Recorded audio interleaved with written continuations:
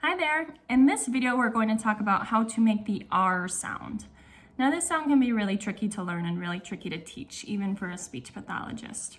The reason that it's so tricky is because I can't easily show you what to do with your tongue, because when we make our R sound, our tongue is hanging out in the middle of our mouth.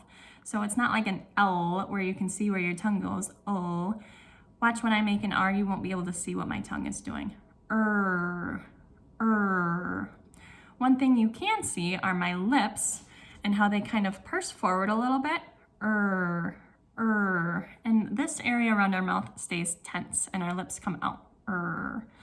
Sometimes what we might see with our lips is we make a W substitution for our R, so our lips might come together. We don't want to see that when we're making our R sound. We want them to stay a little bit apart and, like I said, just kind of pursed out a little bit. So we'll talk about tongue placement, even though it's kind of hard to see. I do have a couple pictures here that I had at the house. So the first R, there are two ways to make an R sound. The first one we'll talk about is the retroflexed R. This is a picture of the side of the mouth here. So here you can see the nose, here are the lips, and this is the tongue shape that we're trying to achieve with the retroflex R. So the back of our tongue is kind of bunched in our mouth, and then our tongue tip kind of curls up. And as you can see, it's not touching the roof of our mouth here. It just curls up and is hanging out in the middle of our mouth. So the steps for this R would be to bunch your tongue back in your mouth like I showed you in the picture.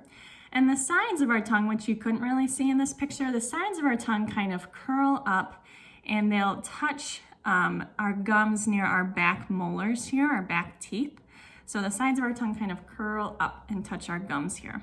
So our tongue is back, the sides are curling up, and then our tongue tip curls up, and like I showed you here, kind of hangs out in the middle of our mouth. So go ahead and give that one a try. Tongue goes back, sides curl up, and our tongue tip is curling up.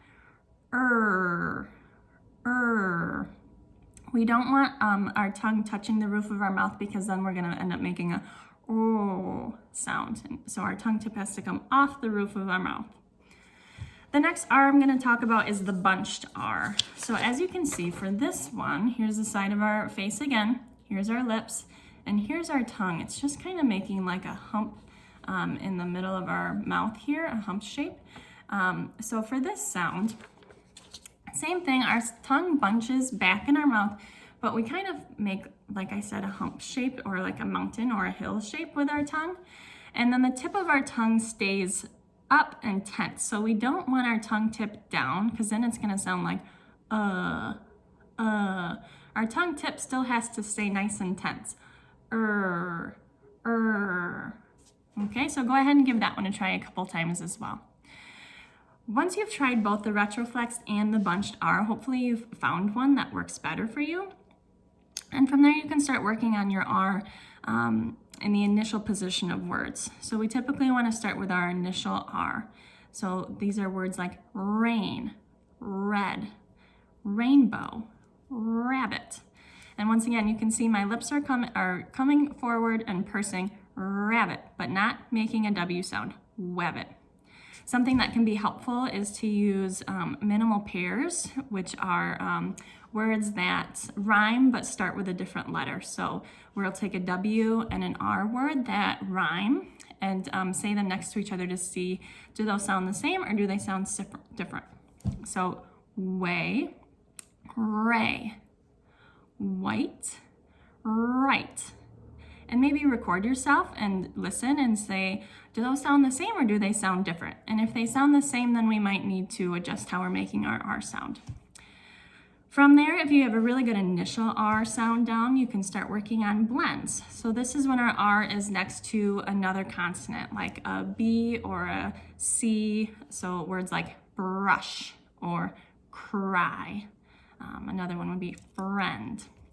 So these we can start working on after we have that initial R sound down. From there, we can switch over to our vocalic R's, which are the trickiest ones because it's almost like putting two sounds together. So a vocalic R is when an R comes after a vowel, like or, ear. And as you can hear, it almost sounds like two different sounds, or, ear, ire. So those can be really tricky to learn. But if you have that good sound down in isolation, you should be able to add the or, ear, and still have that good R production. For all of these, as we do for all of our other sounds, we start in isolation. Once we have the R sound down in isolation, we start to work in words. And then we might go to the phrase level where we put 2 or 3 words together, like hot fire. And then we'll work at the sentence level. There was a fire. So once again, this can be really tricky to teach and really tricky to learn, so don't get frustrated. Just keep trying, and if something's still not sounding right, just try adjusting something. Adjust your tongue, adjust your lips, adjust your jaw, and just keep trialing and erroring until it sounds good to you or to your parent. If you need any additional tips or tricks, feel free to reach out to your speech pathologist for help. Thanks for watching.